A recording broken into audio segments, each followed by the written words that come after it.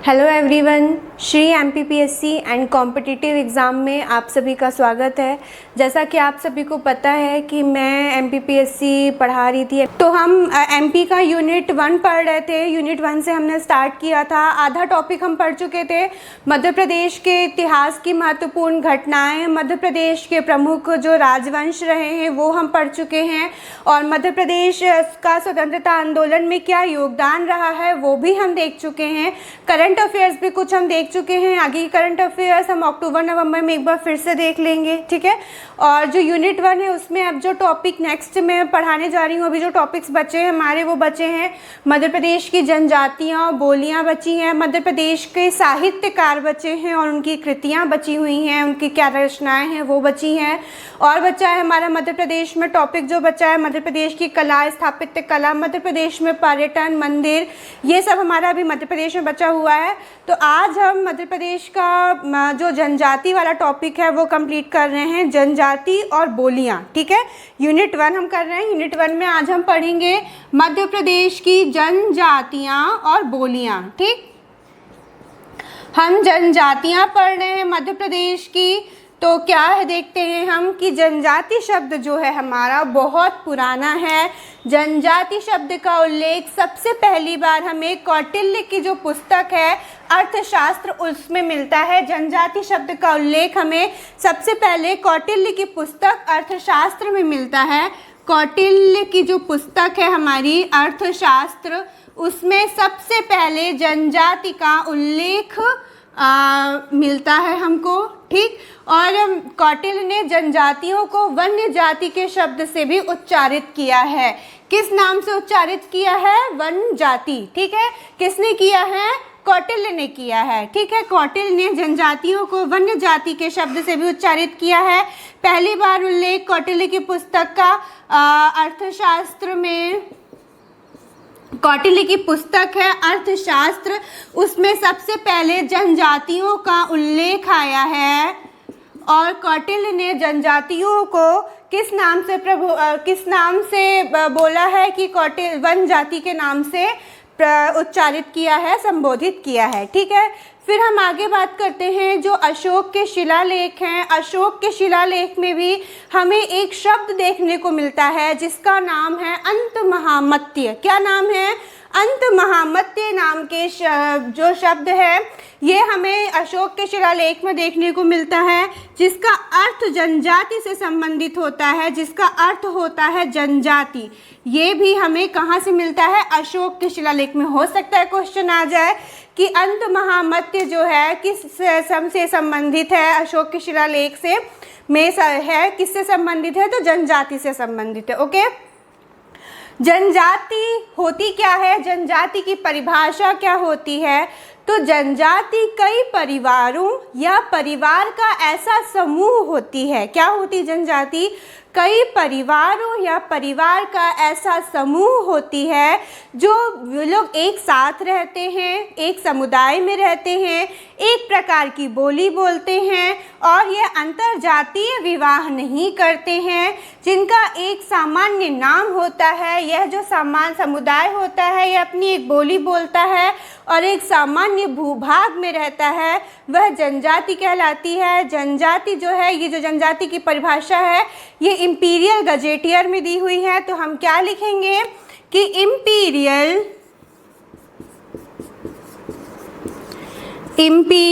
Gazetteer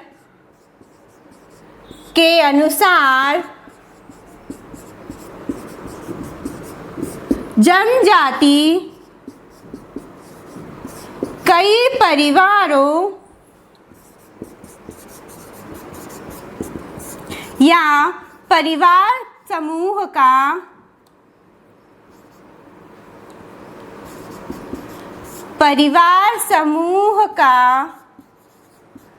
ऐसा समुदाय है जिसका एक सामान्य नाम होता है, जिसका एक सामान्य नाम होता है, सामान्य बोली बोलता है,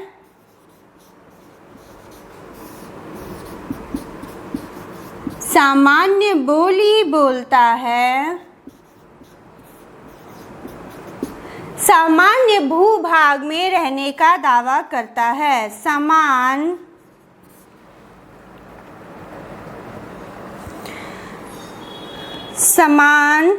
भूभाग में रहने का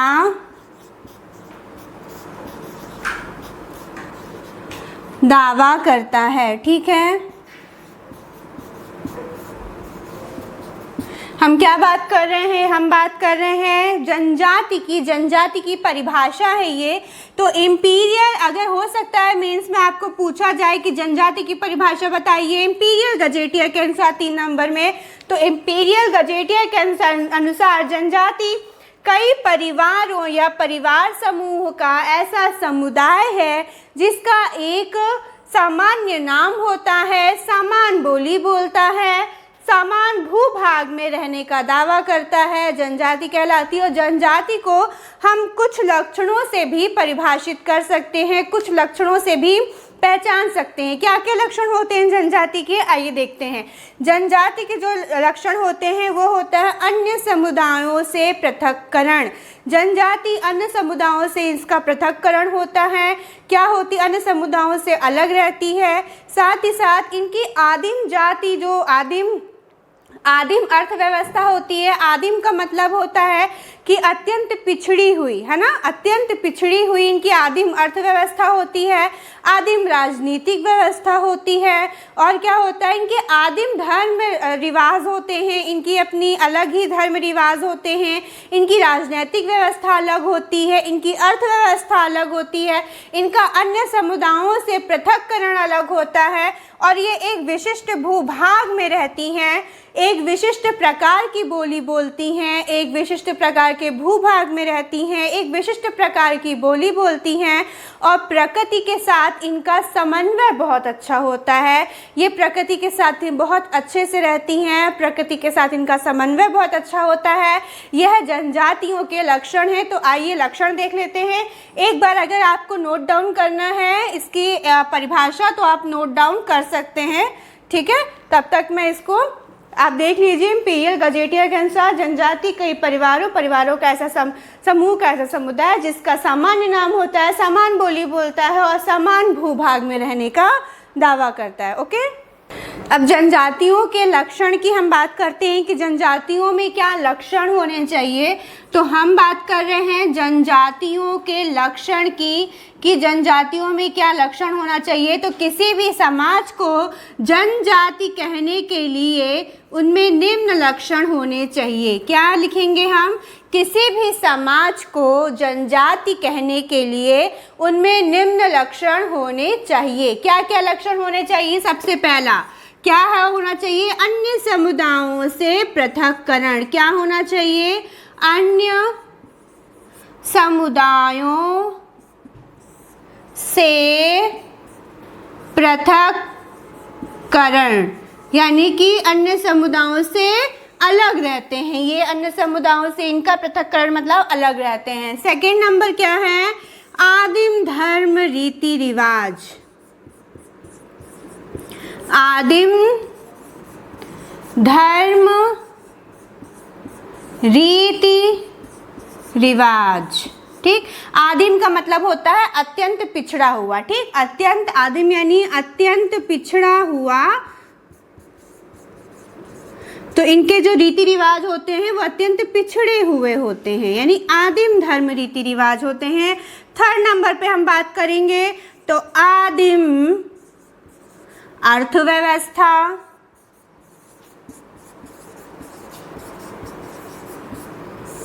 फोर्थ नंबर पे हम बात करेंगे तो आदिम राजनीति व्यवस्था।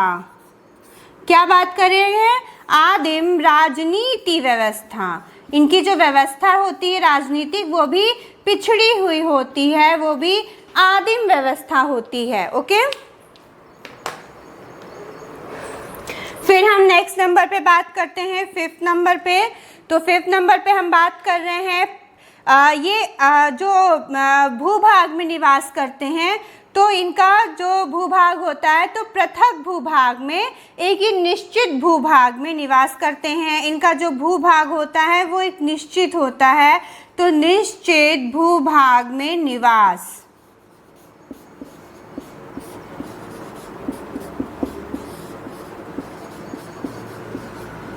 नेक्स्ट क्या है, वो है हमारा 6 क्या है, प्रकृति के साथ बेहतर समन्वय। नीचे शायद आएगा नहीं, मैं इधर साइड में लिख देती हूँ, ठीक है। क्या है, प्रकृति के साथ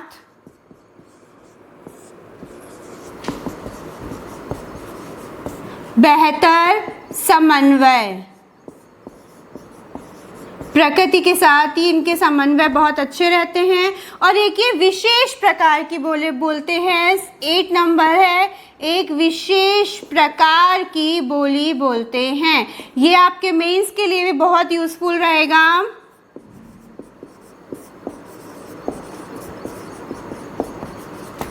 ठीक है, मेंस के लिए भी यूजफुल रहेगा कि अगर आता है मेंस में आपको आता है क्वेश्चन पूछता है कि जनजाति या फिर उनके लक्षण बताइए, तो ये जनजातियों के लक्षण हैं। जनजाति की परिभाषा क्या होती है कि ये एक अलग समुदाय में रहते हैं, इनकी एक सामान्य भाषा होती है, समान भूभाग में रहते हैं, समान प्रकार की बोली बोलते हैं। किसके अनुसार, इंपीरियल गजेटियर के अनुसार। इनके लक्षण क्या हैं, अन्य समुदायों से पृथक्करण, आदिम धर्म रीति रिवाज, आदिम मतलब अत्यंत पिछड़ा हुआ इनका धर्म रीति रिवाज होता है, आदिम अर्थव्यवस्था होती है इनकी, आदिम राजनीति व्यवस्था होती है। ये एक निश्चित भूभाग में निवास करते हैं, निश्चित भूभाग में निवास करते हैं ये। इनका प्रकृति के साथ बेहतर समन्वय होता है और एक विशेष प्रकार की ये बोली बोलते हैं, ठीक है। और जनजातियों जो होती हैं हमारी, उन्हें अनुसूचित करने का पहला प्रयास किसने किया था, तो जनजातियों को अनुसूचित करने का पहला प्रयास किया गया था 1931 की जनगणना के आधार पर किया गया था। हो सकता है प्री में क्वेश्चन आ जाए कि जनजातियों को अनुसूचित करने का प्रयास कब किया गया, तो जनजातियों को अनुसूचित करने का पहला प्रयास 1931 की जनगणना में किया गया था। 1931 की जनगणना के आधार पर 1931 की जनगणना के आधार पर 1935 के अधिनियम में 1935 के अधिनियम में पिछड़ी जनजाति के रूप में, पिछड़ी जनजाति के रूप में इनका उल्लेख है, ठीक है।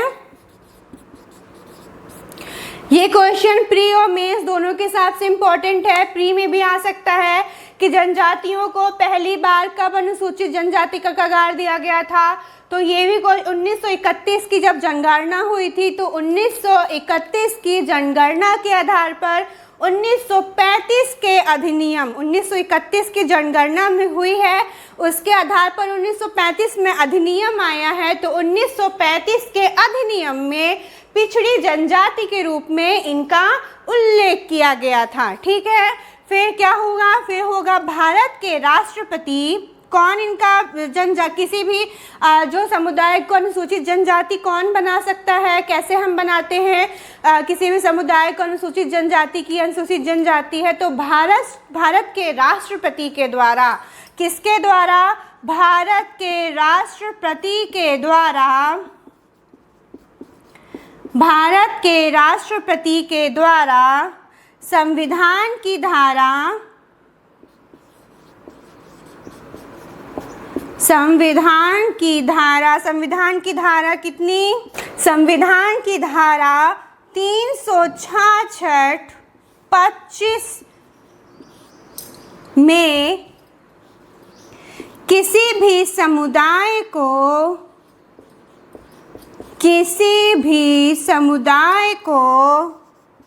राष्ट्रपति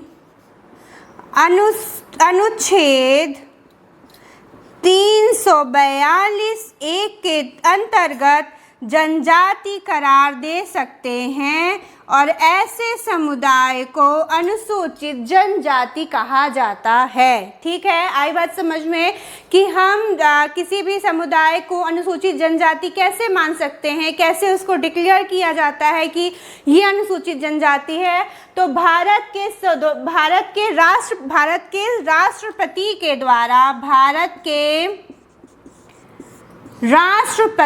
द्वारा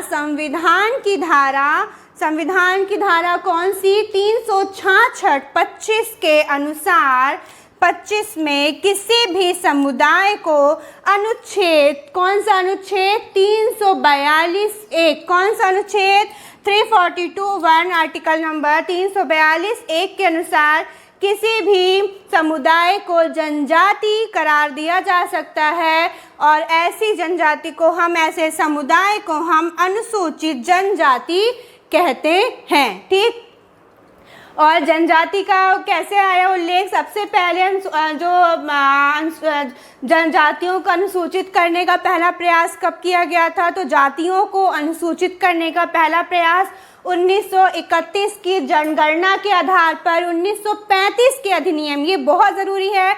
जनगणना कौन सी थी, 1931 की थी। अधिनियम कौन सा था, 1935 का था। 1935 के अधिनियम में पिछड़ी जनजाति के रूप में इनका उल्लेख है। ठीक है, और भारत के कौन इनको जनजाति बनाता है, अनुसूचित जनजाति जाति बनाता है, तो भारत के राष्ट्रपति के द्वारा संविधान की धारा 366 25 के अनुसार किसी भी समुदाय को अनुच्छेद 342(1) के अंतर्गत किसी भी समुदाय को जनजाति बनाया जा सकता है और ऐसे समुदाय को अनुसूचित जनजाति कहा जाता है। आई बात समझ में, ये लक्षण होते हैं। अन्य समुदायों से पृथककरण, आदिम धर्म रीति रिवाज, आदिम अर्थव्यवस्था, आदिम राजनीति व्यवस्था, निश्चित भूभाग में निवास, प्रकृति के साथ बेहतर समन्वय और एक विशेष प्रकार की बोली। ओके, अब नेक्स्ट बढ़ते हैं कि सबसे ज़्यादा जनजाति कहाँ पाई जाती है, तो अफ्रीका में भारत का स्थान दूसरे नंबर पे है। अफ्रीका के बाद सबसे ज़्यादा जनजातियाँ भारत में पाई जाती हैं। भारत में भी सबसे ज़्यादा जनजाति पाई जाती है आपके मध्य प्रदेश में। और मध्य प्रदेश में कौन सी जनजाति सबसे ज़्यादा पाई जाती है, तो मध्य प्रदेश में भील जो समुदाय होता है वो सबसे ज़्यादा पाया जाता है। भील भिलाला जो होते हैं वो सबसे ज़्यादा मध्य प्रदेश में पाए जाते हैं और यह मध्य प्रदेश के पश्चिम भाग में पाए जाते हैं। ओके, तो चलिए स्टार्ट करते हैं। कुछ फैक्ट्स देख लेते हैं, फिर हम भील जनजाति से स्टार्ट करते हैं। ओके, इसको मैं रिमूव कर देती हूँ। क्या बताया मैंने, विश्व में सबसे ज़्यादा भारत का परसेंटेज, भारत की जनसंख्या कितनी जनजाति के मामले में भारत का नंबर दूसरे नंबर पे आता है, तो विश्व में अफ्रीका के बाद भारत दूसरे नंबर में है। जनजाति के मामले में अफ्रीका के बाद कौन आता है, भारत आता है। जनजाति के संदर्भ में भारत में भी सबसे ज़्यादा जनजाति का जो प्रतिशत है, जनजातियाँ कहाँ पाई जाती हैं, मध्य प्रदेश में पाई जाती हैं। 2011 की जो जनगणना हुई है हमारी, तो 2011 की जो जनगणना है, 2011 की जनगणना के अनुसार मध्य प्रदेश में अनुसूचित जनजातियों की संख्या कितनी है, मध्य प्रदेश में अनुसूचित जनजाति की संख्या है 1.53 करोड़। कितनी है, 1.53 करोड़, जो कि राज्य की कुल जनसंख्या का कितना परसेंट है, 21.1% है, जो कि राज्य की कुल जनसंख्या का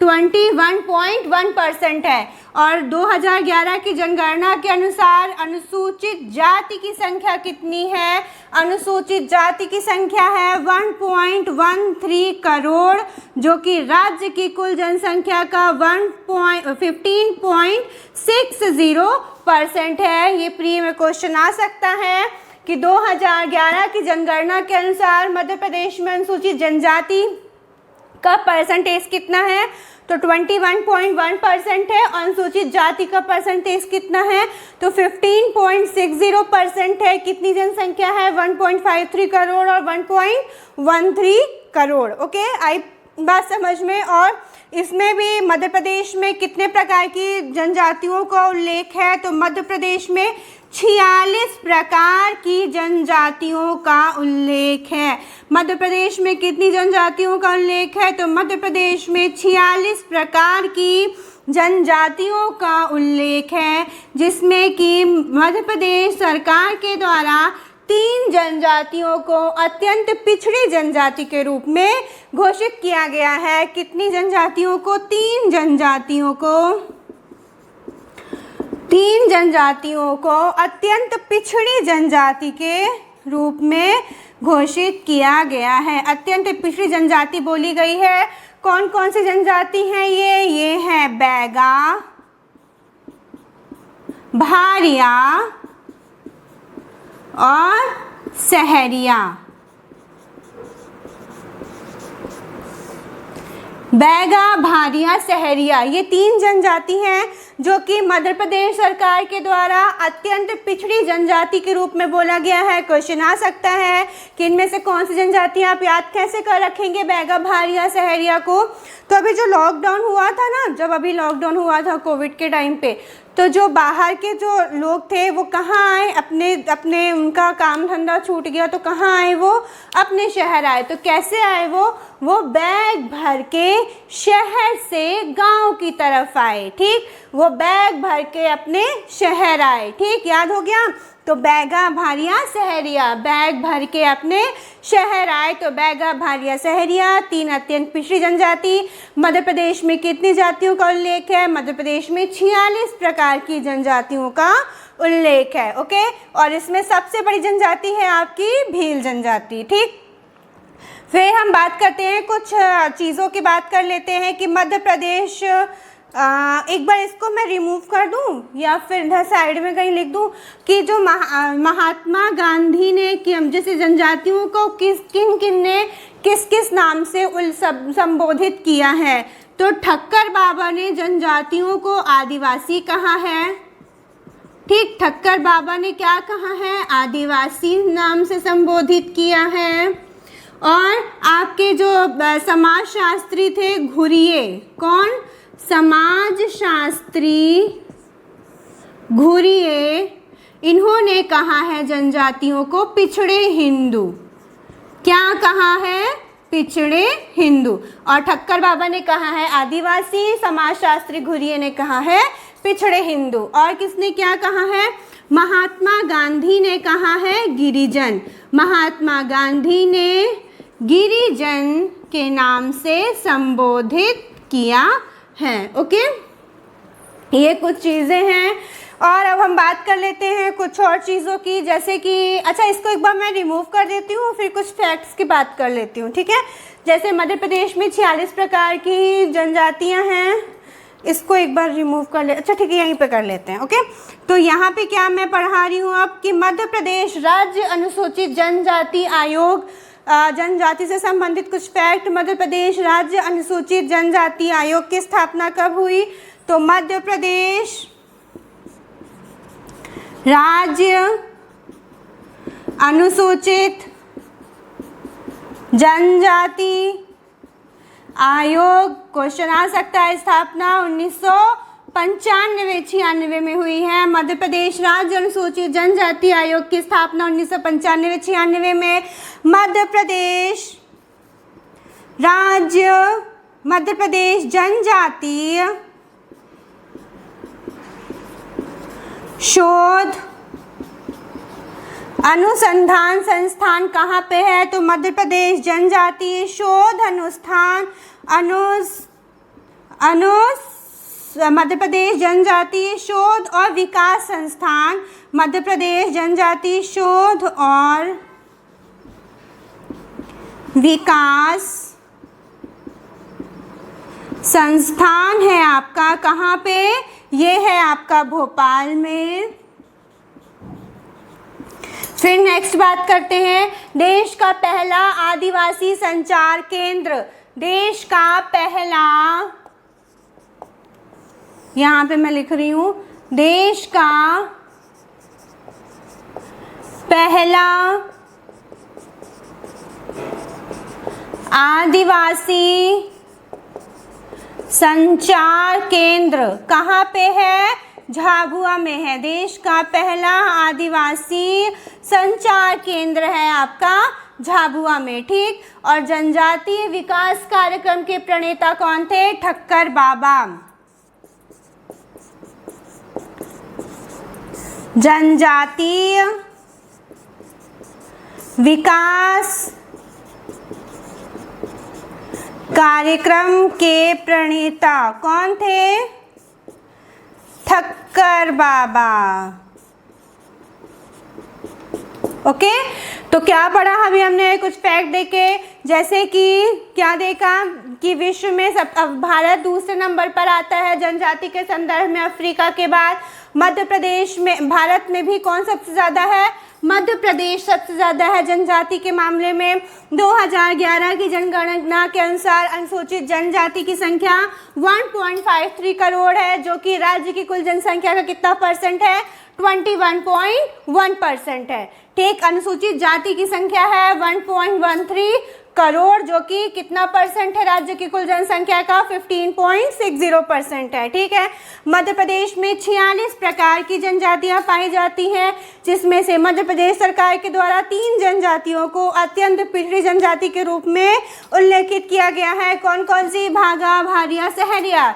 जब लॉकडाउन हुआ, याद कैसे रखेंगे? जब लॉकडाउन हुआ तो जो बाहरी देश के लोग थे वो अपने बैग भर के शहर की तरफ आए, ठीक। तो बैगा, भारिया, सहरिया। मध्य प्रदेश राज्य अनुसूचित जनजाति आयोग की स्थापना हुई 1995-96 में। वेरी इंपॉर्टेंट क्वेश्चन आ सकता है एमपीपीएससी के प्री के एग्जाम में।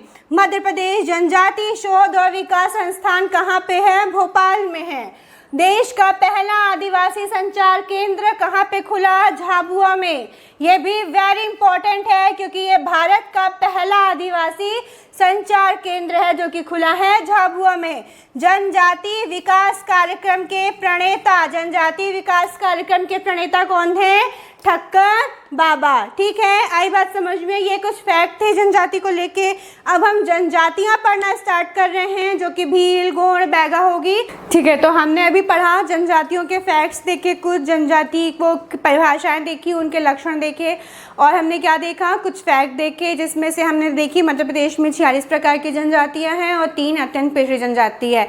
मध्य प्रदेश की सबसे बड़ी जनजाति है भील जनजाति, उसी के बारे में हम अब पढ़ते हैं। हम मेंस के पॉइंट ऑफ व्यू से भी पढ़ेंगे कि जिनको मेंस देना है उनके लिए भी प्रॉफिटेबल हो, तो हम मेंस के पॉइंट ऑफ व्यू से भी पढ़ेंगे।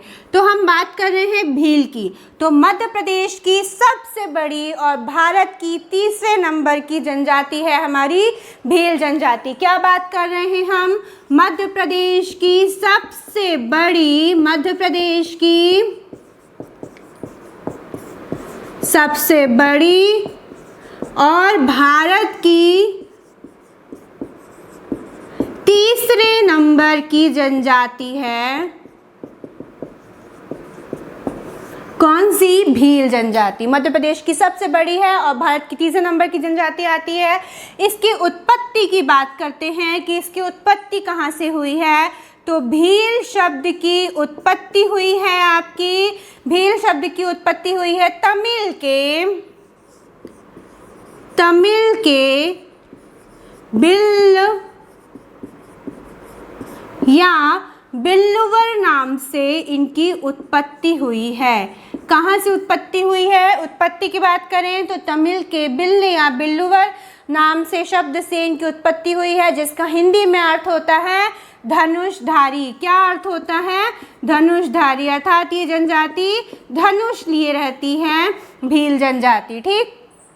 ये कौन सी जनजाति है? प्रोटो ऑस्ट्रेलाइड प्रकार की जनजाति है, प्रोटो ऑस्ट्रेलाइड प्रकार की जनजाति है आपकी भील जनजाति।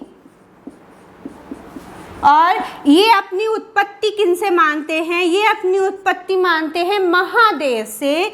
ये महादेव या बोरादेव से अपनी उत्पत्ति मानते हैं कि हमारी उत्पत्ति महादेव या बोरादेव से हुई है। और ये अपने आप को शिव जी के वंशज भी बोलते हैं कि हम शिव जी के वंशज हैं। क्या बोलते हैं ये अपने आप को? कि हम शिव जी के वंशज हैं। तो हम बात कर रहे हैं भील जनजाति की, जो कि मध्य प्रदेश की सबसे बड़ी और भारत की तीसरे नंबर की जनजाति है। ये इसकी उत्पत्ति की बात करते हैं हम, तो उत्पत्ति कहाँ से हुई है? तो तमिल के बिल्ले या बिल्लुवर नाम के शब्द से उनकी उत्पत्ति हुई है, जिसका हिंदी में अर्थ होता है धनुषधारी। ये प्रोटो ऑस्ट्रोलाइट प्रकार की जनजाति है और यह अपनी उत्पत्ति किन से मानते हैं कि हमारी उत्पत्ति कहाँ से हुई है? हमारी उत्पत्ति महादेव या बोरा देव से हुई है और यह अपने आप को शिव जी के वंशज बोलते हैं कि हम शिव जी के वंशज हैं। ठीक है, अब हम बात करते हैं इनका क्षेत्रीय विवरण के बारे में। हम बात कर लें कि यह जनजाति कहाँ पाई जाती है, इसका क्षेत्र कहाँ पे है। तो क्षेत्रीय विवरण की हम बात करते हैं तो मध्य प्रदेश में यह जनजाति मध्य प्रदेश के पश्चिम भाग में पाई जाती है। पश्चिम भाग अर्थात अलीराजपुर, झाबुआ, खरगोन और आपका कौन सा आ गया? अलीराजपुर, धार, बड़वानी, झाबुआ, खरगोन, रतलाम में यह जनजाति पाई जाती है। तो अलीराजपुर में यह जनजाति सबसे ज़्यादा पाई जाती है। अलीराजपुर मध्य प्रदेश के पश्चिम भाग, अलीराजपुर, झाबुआ, बड़वानी, धार, रतलाम, खरगोन। ठीक,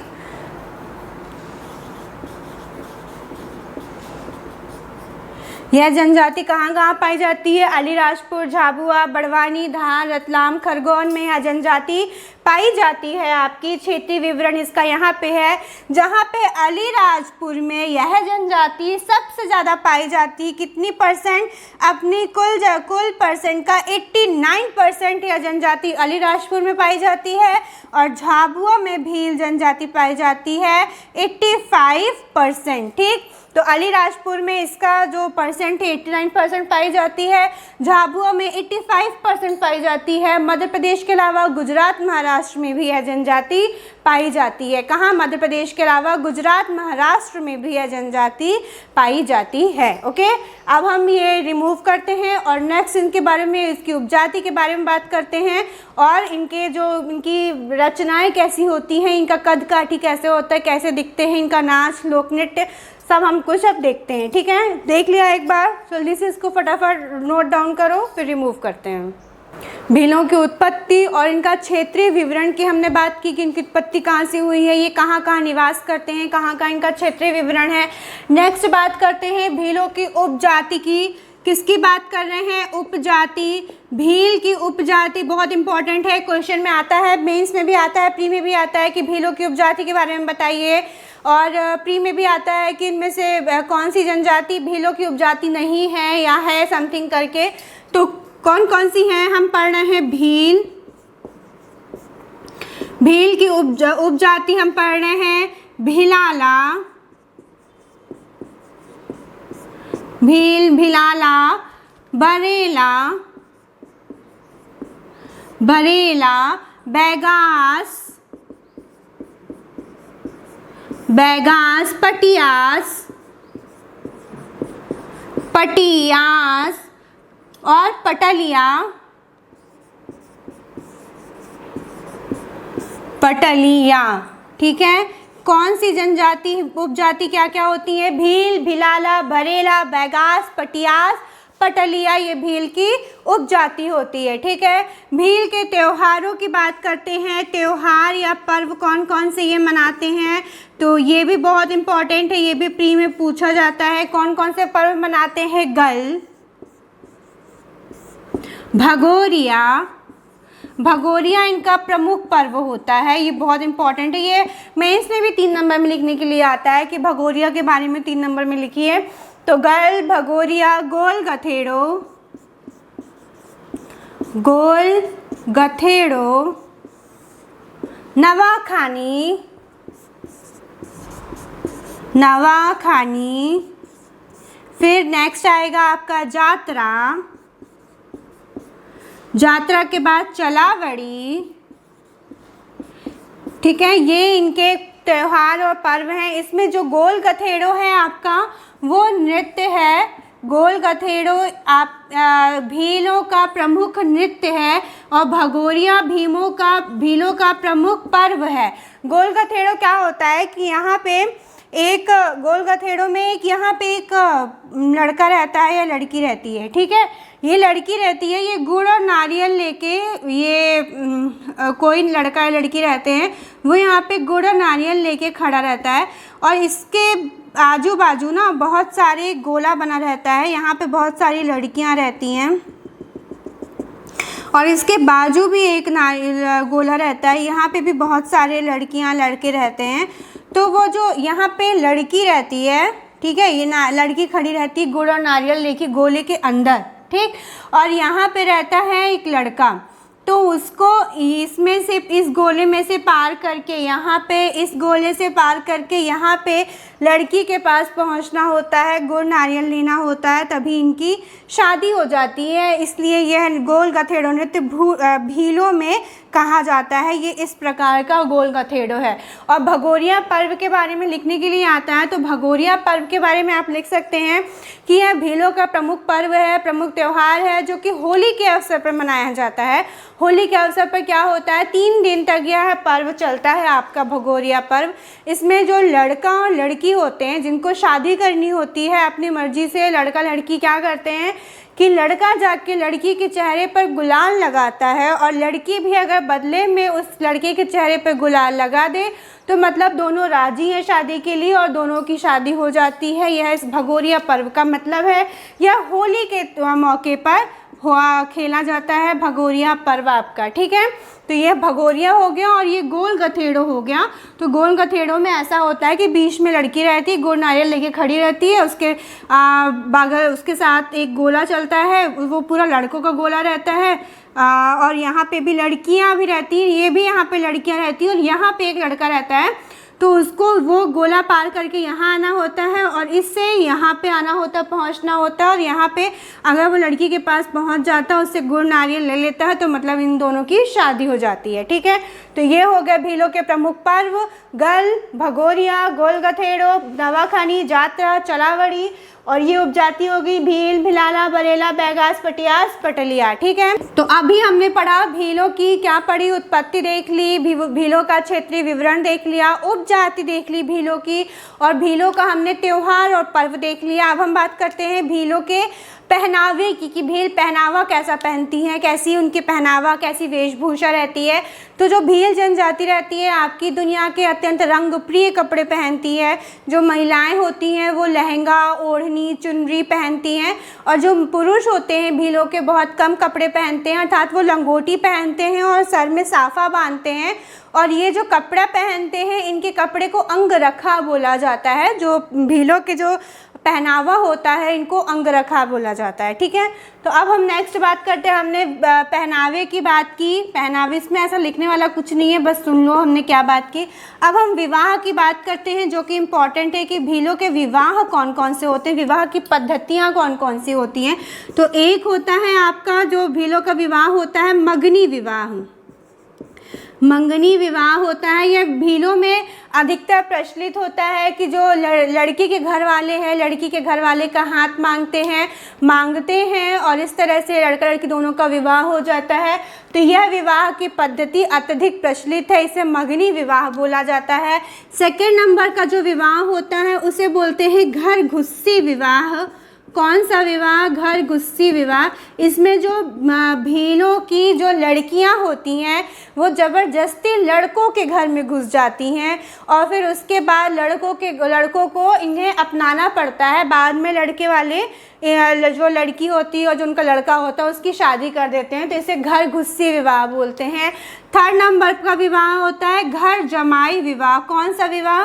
घर जमाई विवाह। इसमें क्या होता है, इसमें जो लड़का होता है वो आता है लड़की के घर, ठीक है। लड़का आएगा आपका लड़की के घर और लड़की के जो माता पिता हैं उनकी सेवा करेगा, उनके पैर दबाएगा, उनकी सेवा करेगा। फिर जब लड़की के माता पिता खुश हो जाएंगे तो वो अपनी पुत्री का विवाह लड़के से कर देंगे, तो इसको बोलते हैं घर जमाई विवाह, ठीक है। 4 नंबर का विवाह होता है भीलों में नतारा विवाह, इसको आप विधवा विवाह भी बोलते हैं। विधवाओं का जो विवाह होता है उसको हम बोलते हैं नतारा या विधवा विवाह, ये होता है भीलों में। और एक आपका सेकेंड लास्ट होता है अपहरण विवाह। कौन सा विवाह? अपहरण विवाह। इसमें क्या होता है, इसमें जो लड़की के घर वाले होते हैं वो लड़के का अपहरण कर लेते हैं और फिर उनकी शादी करा देते हैं अपनी बेटी से, ठीक है। तो इस तरह से ये विवाह की कुछ पद्धतियाँ होगी जो भीलों में प्रचलित हैं। मंगनी, घर गृहस्थी, घर जमाई, नतारा, अपहरण। मंगनी में क्या होता है कि जो नॉर्मल अधिकतर यही वाला प्रचलित है, मंगनी विवाह। इसमें लड़की के माता पिता लड़के के माता पिता का हाथ मांगते हैं, तो ये मंगनी विवाह हो जाता है। घर गृहस्थी, लड़की ज़बरदस्ती लड़के के यहाँ घुस जाती है और बोलती है हमें शादी करना है, तो फिर लड़के के माँ बाप ज़बरदस्ती शादी कराते हैं। घर जमाई, इसमें जो लड़का होता है वो लड़की के घर जाता है और लड़की के माँ बाप की सेवा करता है, पैर दबाता है, सब कुछ करता है। तब लड़की के माँ बाप तैयार हो जाते हैं लड़के से शादी करने के लिए, तो उसे घर जमाई विवाह बोलते हैं। नतारा विवाह को आपका विधवा विवाह भी बोलते हैं। और एक होता है अपहरण विवाह, जिसमें लड़की के माता पिता लड़के का अपहरण कर लेते हैं और उनकी शादी करा देते हैं अपनी पुत्री से। तो इस तरह के कुछ विवाह प्रचलित हैं जो कि भीलों में प्रचलित हैं। अब हम नेक्स्ट बात करते हैं इनके कुछ निवास स्थान की, और इनके निवास स्थान कौन सा है, इनकी राजनीतिक और आर्थिक व्यवस्था की अब हम बात करते हैं, ठीक है। अब हम भीलों की बोली के बारे में बात करते हैं कि बोली कौन सी ये लोग बोलते हैं। तो भील लोग हैं तो इनकी बोली है भीली, ये लोग भीली भाषा बोलते हैं, ठीक है। अब हम इनके बात करते हैं निवास स्थान की, कि जो निवास स्थान है कैसा होता है, कैसे ये लोग रहते हैं, कैसे मकान बनाते हैं। तो जो इनका जो मकान होता है उसको कू कहा जाता है। क्या होता है, ये जो निवास स्थान में ये जो मकान बनाते हैं इनके मकानों को बोला जाता है कू बोला जाता है। और इनके निवास स्थान को बोला जाता है फाल्या। निवास स्थान को, ये क्वेश्चन प्री में आता है, ये क्वेश्चन बहुत इंपॉर्टेंट आ सकता है कि फाल्या क्या होता है। तो फाल्या भीलों का निवास स्थान होता है, जहाँ पे ये रहते हैं उसको ये बोलते हैं फाल्या, और इनके मकानों को बोला जाता है कू, ठीक है। और इनके जो मकान होते हैं वो खपड़ैल के बने होते हैं, ठीक है। फिर हम बात करते हैं नेक्स्ट इनकी आर्थिक व्यवस्था की, कि ये जो मतलब इनकी आर्थिक व्यवस्था कैसे चलती है, पैसे कैसे कमाते हैं। तो इनका जो मुख्य व्यवसाय होता है वो होता है कृषि करना और मजदूरी करना। तो भील लोग अधिकतर कृषि करते हैं और मजदूरी करते हैं, ये इनका प्रमुख व्यवसाय होता है, कृषि और मजदूरी। और इनकी जो कृषि होती है, इनकी जो खेती होती है उसे चिमाता कहा जाता है, ये भी इम्पॉर्टेंट है। बहुत लोग चिमाता और फाल्या में कंफ्यूज हो जाते हैं, तो कंफ्यूज बिल्कुल मत होना, क्योंकि जो चिमाता होता है वो इनकी कृषि होती है, इनके कृषि को चिमाता कहा जाता है, और फाल्या इनके निवास स्थान को कहा जाता है, ये जहाँ रहते हैं उसे फाल्या कहते हैं, ठीक है। फिर हम बात करते हैं इनकी आर्थिक व्यवस्था हो गई हमारी, इनके देवी देवताओं की बात कर लेते हैं जो कि आखिरी है। ये अपने इनके जो प्रमुख देवता हैं जिनको ये मानते हैं तो वो हो गए महादेव। ये मैंने बताया ही था कि अपने आप को महादेव के वंशज मानते हैं, है ना। तो महादेव, बोरादेव, बापदेव, बाघदेव और राजपंथादेव। राजपंथादेव जो हैं इनके प्रमुख देवता हैं, मुख्य देवता इनके राजपंथादेव हैं। इनकी जो देवियां हैं, कौन कौन सी देवियों को मानते हैं, तो प्रमुख देवियां हैं काली माता, काली माता को ये बहुत ज़्यादा मानते हैं। इनकी प्रमुख देवियां हैं काली माता, भील माता, रात माता, ये भीलों की प्रमुख देवियां हैं। इस तरह से हमारी भील जनजाति पूरी होती है, क्या पढ़ा हमने? भील जनजाति की बहुत सारी चीज़ें पढ़ी। मध्य प्रदेश में सबसे बड़ी जनजाति है, भारत की तीसरे नंबर की जनजाति है। उत्पत्ति हुई तमिल के बिल्ल या बिल्लुवर से, जिसका मतलब होता है धनुषधारी। अपने आप को ये शिव जी के वंशज मानते हैं। कहाँ रहते हैं? मध्य प्रदेश के पश्चिमी भाग में सबसे ज़्यादा कहाँ पाई जाती है? अलीराजपुर में 89%, फिर झाबुआ में 85% और धार, बड़वानी, खरगोन, रतलाम में जनजाति पाई जाती है। फिर नेक्स्ट हमने बात की इनके पर्व की, कौन कौन सा? गल, भगोरिया, गोल गथेड़ो, ये नवाखानी, जात्रा, चलावड़ी, ये इनका प्रमुख नृत्य पर्व होता है, जिसमें भगोरिया पर्व है, गोल गथेड़ो नृत्य है इनका। फिर हमने बात की बोली की, तो बोली है इनकी भीली। निवास है मकान, निवास जो इनका मकान होता है उसे कू बोलते हैं, निवास स्थान को फालिया बोलते हैं। आर्थिक व्यवस्था ये अधिकतर कृषि और मजदूरी करते हैं। इनकी कृषि को चिमाता कहा जाता है। देवता है महादेव, बुरादेव, बापदेव, भागदेव। देवियाँ है काली माता, भील माता, रात माता। इनके विवाह जो होते हैं वो हो गया घर घुस्सी, घर जमाई, अपहरण, नतारा यानी विधवा विवाह, और हो गया आपका मंगनी विवाह। ये इनके प्रमुख विवाह हो गए। ठीक है, तो इस तरह से हमारी भील जनजाति कंप्लीट होती है। नेक्स्ट क्लास में हम गोंड पढ़ेंगे, बैगा पढ़ेंगे, सहरिया पढ़ेंगे। ठीक है, और तब तक के लिए आप चैनल को लाइक करिए, शेयर करिए, सब्सक्राइब करिए, कमेंट करिए और हमारे चैनल पे बने रहिए। Thank you so much.